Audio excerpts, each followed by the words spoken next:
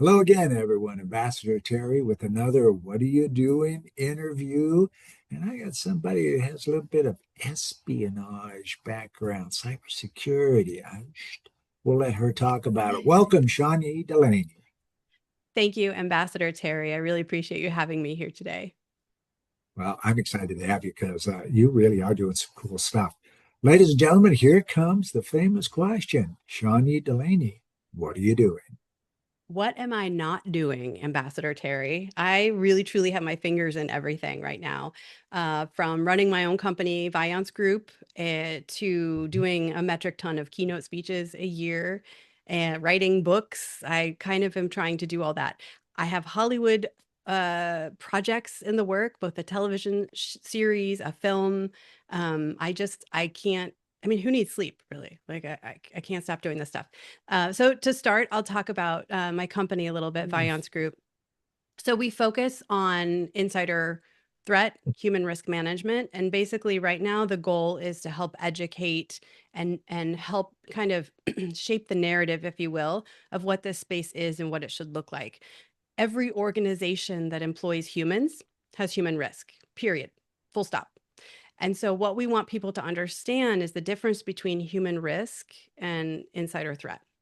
So, insider risk or human risk is the risk that you have just by employing humans. Humans make mistakes, they take shortcuts, they click on the phishing links, they suffer catastrophic life events and they have to steal things to support their family, what have you. So, all of that is the human risk angle. That's left of boom before the bad thing happens. Insider threat is what happens after they've done the bad thing. And that could be unintentional, like I said, clicking on a link, that could be compromised credentials, falling for something, and that could be malicious, fraud, sabotage, espionage, theft of intellectual property, et cetera, et cetera. And so we're really trying to raise awareness about what this is and how it touches everyone, every business, every organization, every industry. You can have two companies that do very similar things, Coke and Pepsi, for example, and they have very unique vulnerabilities and threats to them based on things like their organizational culture or morale. Did they have layoffs recently? All of these things. Was there merger and acquisition? So there's a lot of things that kind of overlay over this human risk management space. And if you can't tell, like I eat, sleep, and breathe this. I love this stuff. So what we do is we go into organizations and we conduct what's called a human risk assessment. Um, we review all of these things I just talked about. We do a deep, deep dive into organizational culture and morale and policies and procedures and governance and all of the things that shape potential insider threat. We write this report. It's a very long report, and it says, here are the things that you're doing well. It's probably about that much. And here are all the things that you have that leave you at higher risk for insider threat type activity. And then we give you a roadmap for how to mitigate that stuff. Another thing we do is we build out insider threat programs for people or insider trust programs, whatever you want to call it. And we help organizations really refine and take the steps to get buy in from the C suite, get buy in from the employees, and really build a very robust program. And then lastly is training and awareness. Like I said, I do a ton of keynotes. I love it so much. We do webinars, we do e learnings, we do all the fun stuff. I also have written two books. I'm working on a third, and they're all very different.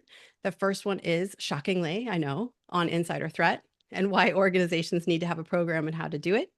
And the second one is a book on cybersecurity for children. It focuses on the threats of AI and deepfakes and what parents and families and kids can do and what they should know.